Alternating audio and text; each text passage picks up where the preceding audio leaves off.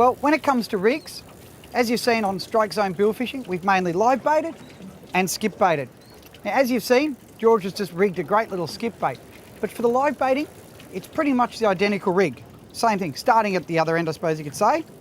You've got your circle hook, 13 O's, 14 O's, are pretty good. And there's your bridle sitting off it, which is just light Dacron.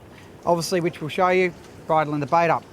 We run roughly 6 to 7 feet of 200 to 300 pound extra hard momoy. Now, the thing is, we like to change them a bit. If we're fishing out wider, trying to chase bigger blue marlin stuff, obviously you're going to go up and run heavier gear. Same thing, if you're in close on the little blacks, drop down, go to 150 pound, even to 100 pound on your leaders.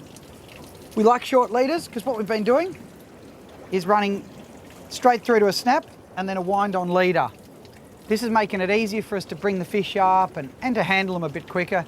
And it really takes out the need to have someone leadering the fish. You still do it, but you don't have to have it. It's a simple rig. And what we're also going to have to show you today is crimping a Flemish die.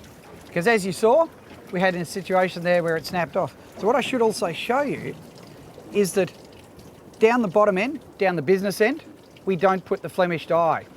Reason being, once we grab the leader, get the fish up, if we put enough pressure on it, 9 times out of 10, that's where it's going to break, which is perfect, makes the release a lot easier, doesn't hurt the fish doesn't take any line away. But at the other end, which is the end that you join to your swivel, we put a Flemish die on there, which I'm going to show you in a minute how to do. This is great, we make a heap of rigs, so all you do is simply pin them on, close your snap, do that. Because once you've caught a couple of fish, you should check your leaders, run your fingers down like that, and you'll start to see it getting abraded and it weakens it. Rig up a heap of the spare ones, and then you can swap straight over. And as George was saying before, rig up a heap of skip baits, have them all rigged on leaders ready to go. Same with your live bait rigs, have them all ready with your little Dacron loop ready to go at the end. That way, when the action's going, because your bite's only going to last for a certain time, you've got the gear ready and you can get straight onto the fish. Now, the other side of tackle we need to show you is how to crimp a Flemish die.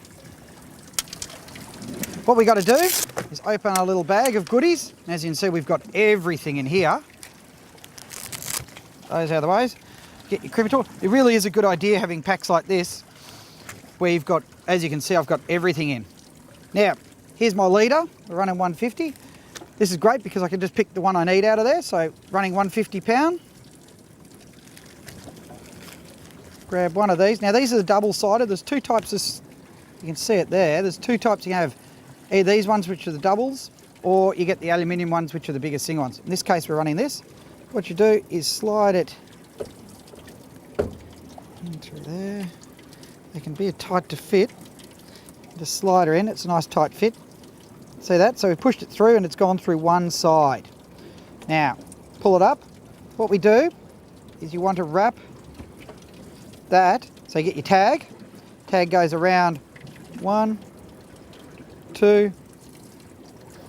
Pull that down nice and tight. It's a little bit fiddly to do. And then you slide it around. So see how now I've got, that's the basic form of your Flemish die. 2 wraps around it. Then just slide that tip back in through there. So now you can see it started to form. So what you do then, put your finger either side, hold this, so hold that tightly, put finger either side and push down and pull away. So see how I'm pulling away and tightening it up? And then 2 fingers on here and slide this up into place. And then you just do it again. So you just work it in so it's fairly tight. Push that up nice and tight. Now here's your finished product. You've got double wrapped over there, so you're reinforcing this, which is a wear point, because on your swivel, it's obviously, you know, it's going to be working a lot there. So what we've done is we've doubled it up with the Flemish die, because with your swivel and things like that, it's going to wear a lot there. It's a place that's going to break.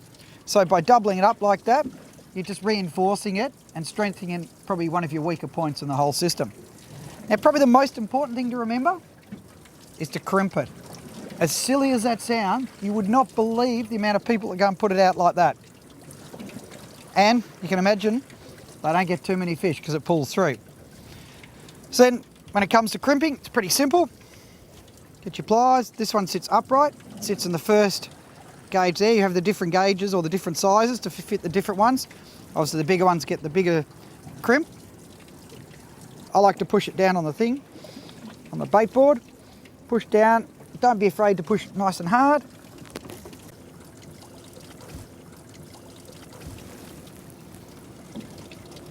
Now what we'll do is just trim it off and make it neat. Take this tag, trim that away, and there you have the Flemish dye crimped and ready to go. And it's perfect for changing over. Again, you've got your heavy, your snap swivel there. Just slide her on, like before. Close your snap, I suppose. Close your snap's probably a good idea. And there you are, ready for action. That's a lot more durable than the other way where you've got it, as you can see with this hook there, which is the way a lot of them do it. Because see how that wears there? This movement is slowly weakening the line. Even with Momoi, which has got the hard outer shell, that action moving is slowly creating wear and reducing the strength. With this, you've doubled up.